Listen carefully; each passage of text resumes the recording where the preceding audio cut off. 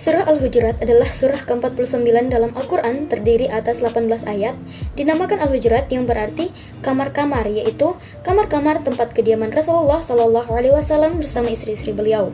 Surah Al-Hujurat ayat 12 adalah salah satu ayat menjelaskan tentang prasangka dan etika persaudaraan, dan ayat ini terkandung perintah untuk menjauhi kebanyakan berprasangka, karena sebagai tindakan berprasangka ada yang merupakan perbuatan dosa. Dalam ayat ini juga terdapat larangan berbuat tajasus, ialah mencari-cari kesalahan orang dan kejelekan-kejelekan orang lain yang biasanya merupakan efek dari prasangka yang buruk. A'udzu billahi minasyaitonir rajim. Bismillahirrahmanirrahim.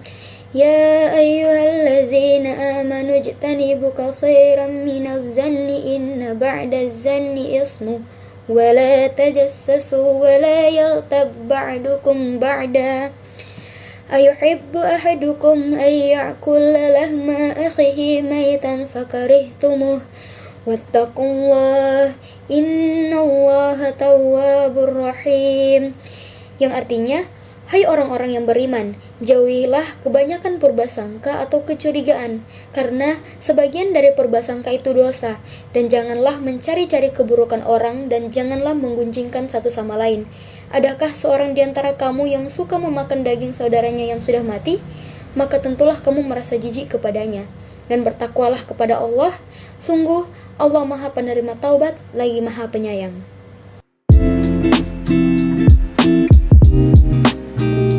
Jauhi prasangka buruk. Melalui surat Al-Hujurat ayat 12 ini, Allah melarang hamba-hambanya yang beriman dari banyak berprasangka buruk, yakni mencurigai orang lain dengan tuduhan buruk yang tidak berdasar, karena sebagian dugaan itu adalah murni dosa, maka ia harus dijauhi sebagai tindakan preventif.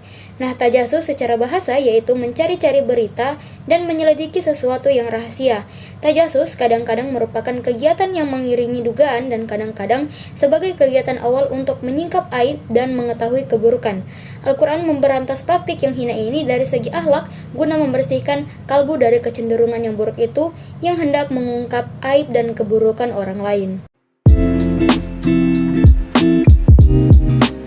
Gibah diibaratkan dengan memakan bangkai saudaranya sendiri, yang pasti sangat dibenci oleh kita semua. Nah, menunjukkan bahwa perasaan jijik ini adalah sesuatu yang pasti dirasakan oleh semua orang, yakni sebagaimana kamu tidak menyukai hal itu secara naluri, maka bencilah perbuatan tersebut demi perintah syara, yang ditulis oleh Ibnu Katsir ketika menafsirkan surah Al-Hujurat ayat 12 ini, karena sesungguhnya hukuman yang sebenarnya jauh lebih keras dari apa yang digambarkan. Lalu ada poin bertakwalah kepada Allah. Allah kembali mengingatkan agar orang-orang mukmin bertakwa kepada Allah, sebab dengan takwa seseorang akan terjaga dari buruk sangka, mencari keburukan orang lain, dan gibah. Jika selama ini perangai yang buruk ini ada pada dirimu, mulai sekarang segeralah hentikan dan bertaubatlah dari kesalahan yang hina itu disertai penyesalan dan bertaubat.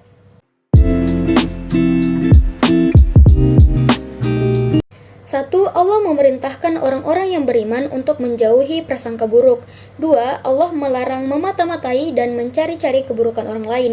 Yang ketiga, Allah melarang gibah, bahkan menjelaskan gibah laksana memakan bangkai saudaranya sendiri. Yang keempat, buruk sangka, memata-matai, dan mencari-cari keburukan orang lain serta gibah adalah haram serta menjadi perusak persatuan. Padahal, orang-orang beriman itu bersaudara dan harus menjaga persatuan sebagaimana dijelaskan dalam surat Al-Hujurat ayat 10. Kelima, Allah memerintahkan orang-orang beriman untuk bertakwa.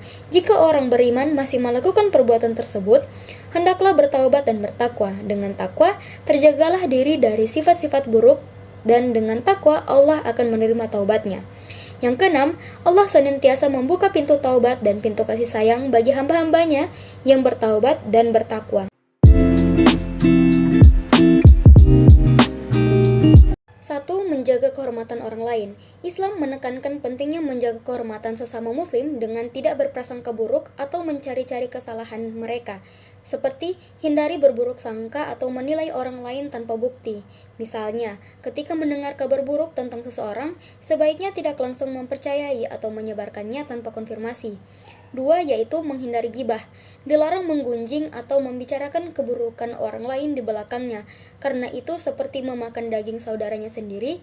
Dalam kehidupan sehari-hari, berhati-hati dalam menjaga pembicaraan agar tidak membicarakan hal-hal yang tidak baik tentang orang lain. Misalnya dalam lingkungan kerja atau sekolah, fokus pada hal-hal yang positif dan konstruktif.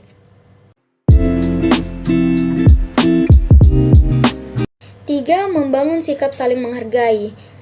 Etika sosial dalam Islam menuntut umatnya untuk saling menghormati dan tidak mengorek-ngorek kekurangan orang lain.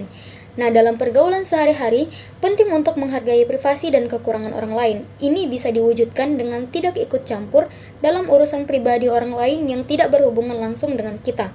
Keempat, yaitu membina takwa kepada Allah. Nah, takwa atau kesadaran akan pengawasan Allah menjadi benteng bagi seseorang agar selalu menjaga perilakunya terhadap orang lain.